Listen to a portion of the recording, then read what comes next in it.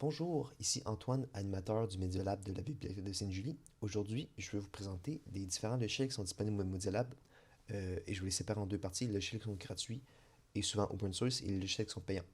Donc, je vais commencer par le logiciel VLC. VLC, c'est un logiciel qui est open source et gratuit, qui n'a pas nécessairement une alternative payante, mais que je le présente parce que c'est super utile pour faire plein de trucs, notamment lire des fichiers vidéo et audio.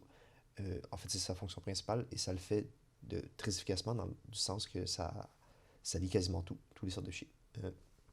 Ça permet d'en faire un peu plus, il y a des petites fonctions externes que tu peux faire, comme ajouter un logo sur une vidéo sans avoir à aller dans une échelle de montage et tout faire des exportations. Donc, il y a plein de trucs pour ça, puis c'est complètement gratuit.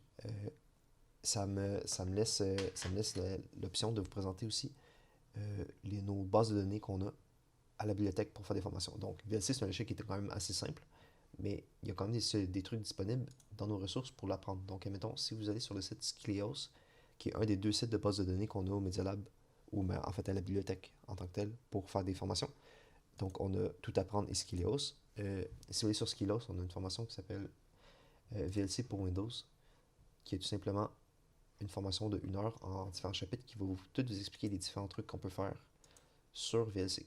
Et des formations comme ça, il y en a pour une tonne de logiciels que je vais vous présenter aujourd'hui.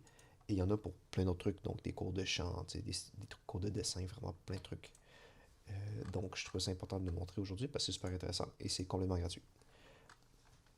Donc c'est ça. Ça c'était ça pour VLC.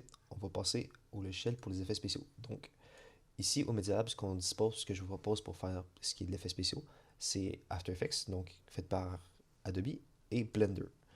Euh, la différence entre les deux, surtout, c'est que After Effects, c'est un logiciel qui est payant, qui fait partie de la suite Adobe, donc c'est une suite à payer à chaque mois. Et Blender, c'est un logiciel 3D de base, mais qui permet de faire des effets spéciaux et du montage, du montage vidéo, du compositing, plein de trucs particuliers.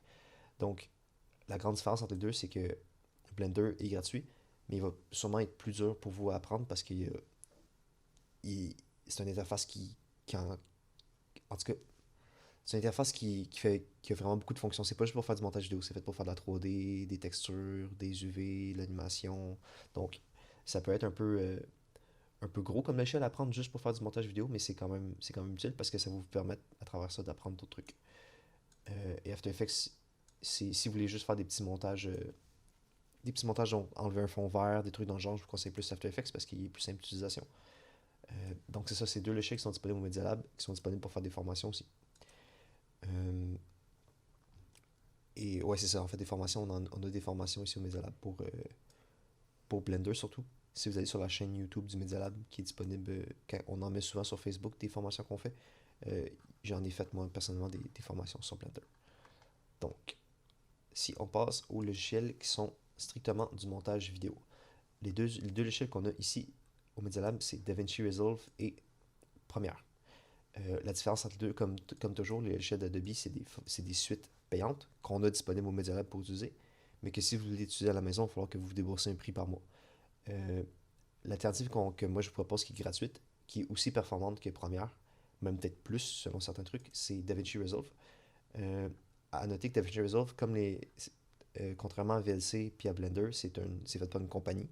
Donc le logiciel a une version payante qui propose des options vraiment plus avancées que vous n'allez peut-être pas avoir utilisé pour des montages simples ou des montages même avancés.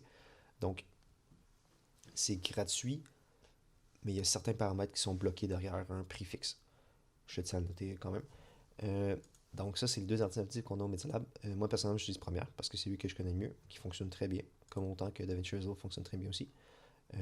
Donc, ça permet vraiment de faire autant le montage que le, faire le, la colorimétrie. On peut faire un peu on peut enlever un fond vert quand même dans Premiere. Fait qu'il y a quelques petits trucs d'effets spéciaux qu'on peut faire de base si on veut pas passer le logiciel à travers After Effects. Donc c'est ça pour ce qui est de montage vidéo. Maintenant pour ce qui est de tout ce qui est par rapport à l'audio. Je vous propose encore deux logiciels, donc Audacity et Audition. Audition qui est encore là, fait partie de la suite Adobe. Donc on l'a ici au Media Lab.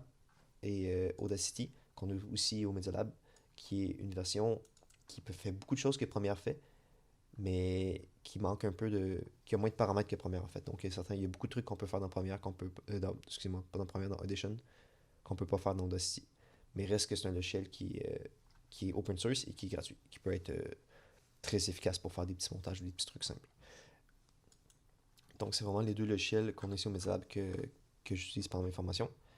Euh, et vraiment dépendamment de ce que vous voulez faire, puis de la complexité, il faut choisir entre les deux.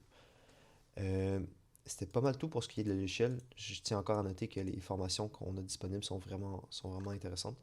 Et il y en a beaucoup qui sortent bientôt, comme mettons Blender 2.8, c'est pas la version plus récente, on est rendu à 2.9 si je check.